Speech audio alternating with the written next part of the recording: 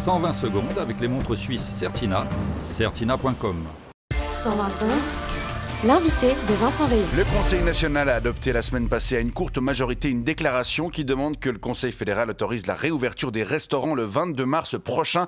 Mais rien ne dit que le gouvernement en tiendra compte puisqu'il a annoncé que sa décision, attendue le 19 mars, soit 3 jours avant l'ouverture potentielle, dépendrait d'une part des résultats d'une consultation qu'il va lancer ce vendredi et d'autre part du taux de positivité des tests, du nombre de lits occupés aux soins intensifs et du taux de reproduction du virus. La grogne monte chez les restaurateurs qui réclament des perspectives claires et on va en parler avec vous. Loïc Monard, bonjour. Bonjour. Vous dirigez un établissement dans le canton de Vaud. Oui, le café de la Croix-Vaudoise à Goyon, issu de la fusion en mars 2020 entre l'Écusson vaudois et la Croix fédérale. Un café qui est fermé 24 heures sur 24 depuis 10 semaines. Vous avez ouvert en mars 2020. Oui, il y a pile poil une année. Bon anniversaire.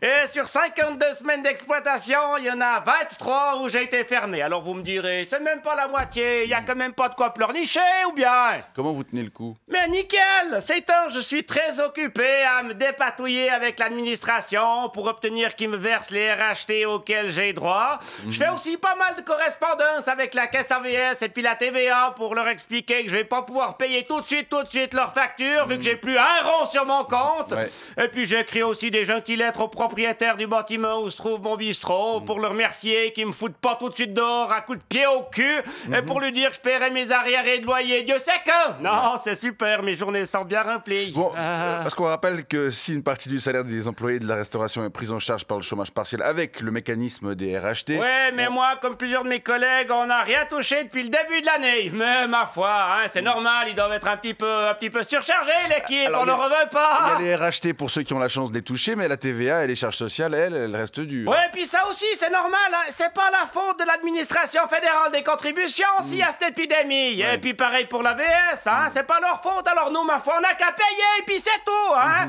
Pareil pour les loyers, c'est pas la faute des propriétaires, et puis c'est quand même pas à l'État de payer pour des locaux qu'on peut pas utiliser à la suite de ces décisions. Non, j'ai rien à dire, c'est tout ça, c'est normal. Et les aides pour cas de rigueur, vous y avez droit? Non, parce que j'ai ouvert après le 1er mars 2020. Hein, mais ma foi, tant pis pour ma gueule, j'avais qu'à le sentir venir, ce virus, ou bien...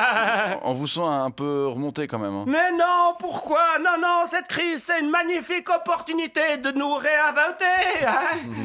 J'ai commencé par revoir toute ma déco intérieure dans le bistrot en foutant des panneaux en plexiglas partout, des panneaux qui aujourd'hui prennent la poussière depuis 2 mois et demi.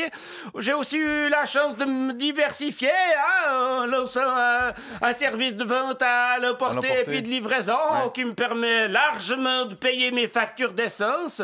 Et puis j'ai aussi appris la tolérance, notamment à l'endroit de mes confrères hôteliers qui sont complets tous les week-ends. C'est vrai que les hôtels sont restés ouverts et que certains tirent bien leur épingle du jeu, en particulier ceux qui disposent d'un spa. Mais c'est normal que seuls ceux qui peuvent claquer au moins 600 balles pour une bouffe et puis une nuitée et puis ça les bouffer au bistrot, ou bien non, y a rien de choquant à ça. Pendant qu'il y en a qui crèvent la bouche ouverte, il y en a d'autres qui vont se taper la cloche avant d'aller faire trempette dans le jacuzzi et puis de se faire masser le cul. Non mais c'est normal, youpi, tout va bien. Vous espérez une réouverture le 22 mars, monsieur? En fait, je m'en fous.